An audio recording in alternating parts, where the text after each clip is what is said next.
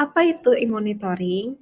E-monitoring adalah sistem pemantauan berbasis digital yang digunakan oleh Kementerian Pekerjaan Umum untuk mengawasi dan mengendalikan perencanaan, pemrograman, penganggaran, pelaksanaan, pemantauan, dan evaluasi kegiatan serta serapan anggaran kegiatan, terutama yang berkaitan dengan pembangunan infrastruktur agar berjalan sesuai rencana, transparan, dan efisien.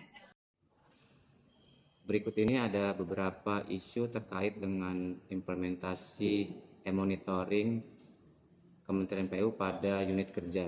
Yang pertama, kurangnya integrasi e-monitoring dengan aplikasi lainnya. Data dan faktanya, pada aplikasi e-monitoring kita masih harus melakukan penginputan pada aplikasi lainnya yang dimana itu dapat membuang-buang waktu. Dampaknya terjadinya inefisiensi dan duplikasi data.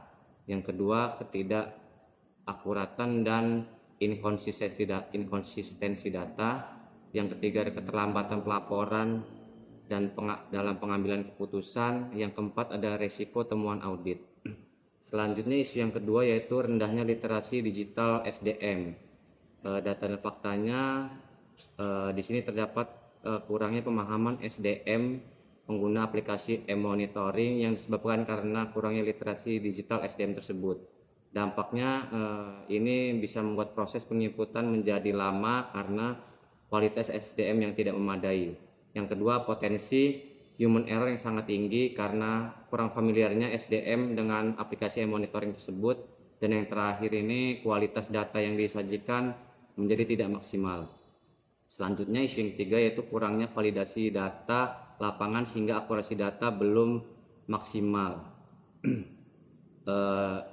Data dan faktanya itu di dalam aplikasi e-monitoring sendiri masih sering kita jumpai akurasi data yang belum sempurna akibat kurangnya validasi data. Dampaknya yang pertama itu pengambilan keputusan berdasarkan data yang tidak akurat, yang kedua terjadinya pemborosan anggaran, yang ketiga menurunnya kepercayaan publik karena ketidaksesuaian laporan dan fakta yang ditemukan masyarakat di lapangan, dan yang terakhir manajemen risiko proyek menjadi tidak lebih efektif. Baik, selanjutnya adalah hubungan isu dan Smart ASN. Yang pertama, kurangnya integrasi Emon nih. Pegawai harus input data yang sama ke beberapa aplikasi karena Emon tuh belum tentu otomatis terhubung. Nah, ini bikin kerja jadi berulang. Smart ASN dituntut untuk bisa mendorong efisiensi lewat pemanfaat teknologi serta berkolaborasi agar data bisa terintegrasi lintas sistem. Yang kedua, rendahnya literasi digital ASN. Jadi masih ada nih pegawai yang kesulitan pakai aplikasi digital. Akibatnya sistem Emon belum bisa dimanfaatkan maksimal. Nah, Smart ASN hadir sebagai sosok yang kompeten secara digital. Kemudian yang ketiga, kurangnya validasi data lapangan.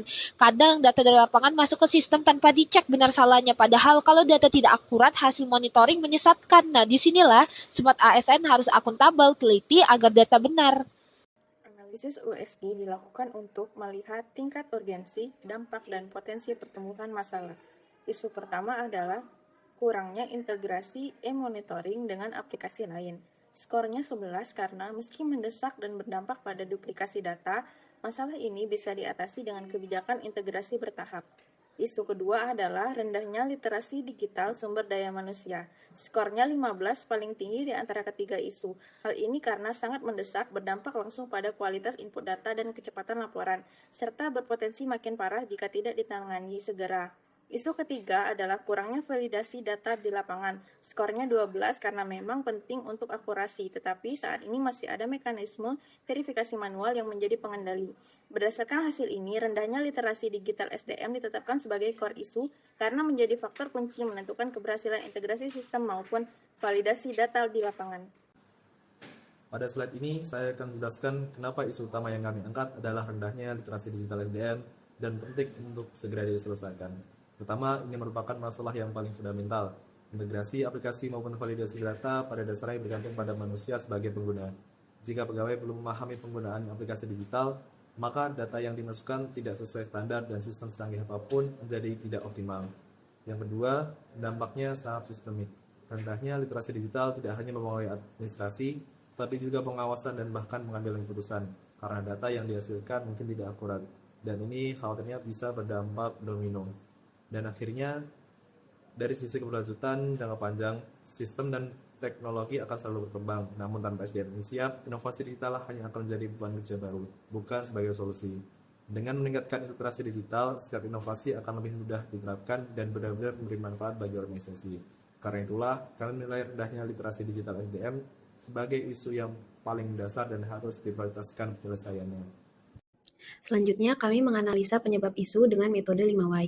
Yang pertama, mengapa literasi digital pegawai diperlukan dalam pemanfaatan e-monitoring? Karena sebagian pegawai belum memahami secara optimal fitur e-monitoring. Yang kedua, mengapa sebagian pegawai belum memahami fitur e-monitoring? Karena pelatihan atau BIMTEK terkait penggunaan e-monitoring masih terbatas. Yang ketiga, mengapa pelatihan atau BIMTEK terkait penggunaan e-monitoring masih terbatas? Karena belum ada program pengembangan kompetensi yang terstruktur dan berkelanjutan terkait e-monitoring. Yang keempat, mengapa program pengembangan kompetensi belum terstruktur dan berkelanjutan? Karena perencanaan peningkatan kapasitas pegawai belum mengintegrasikan teknologi sebagai salah satu fokus prioritas. Dan yang terakhir, mengapa perencanaan belum mengintegrasikan teknologi informasi sebagai fokus prioritas? Karena masih ada anggapan bahwa pengawasan kinerja dapat berjalan efektif tanpa dukungan penuh teknologi, sehingga kebutuhan pelatihan e-monitoring belum menjadi prioritas utama. Selanjutnya yaitu alternatif solusi. Ada 3 alternatif solusi yang telah kami buat. Yang pertama yaitu pelatihan dan bimbingan teknis rutin. Di sini kita menyelenggarakan kegiatan pelatihan literasi digital untuk meningkatkan kompetensi ASN dalam penguasaan teknologi. Yang kedua yaitu penyusunan SOP dan panduan teknis digital. Penyusunan SOP ini dapat berupa manual book, modul e-learning, dan video tutorial untuk meminimalisir kesalahan input dan meningkatkan akurasi informasi yang ditampilkan. Selanjutnya yaitu mentoring and peer learning. Di sini program ini memungkinkan untuk membuat tim diskusi di mana kita dapat mentransfer pengetahuan kepada pegawai lain terkait pemanfaatan e-monitoring. Kegiatan ini dapat mendorong kolaborasi dan mempercepat pemahaman terkait teknologi.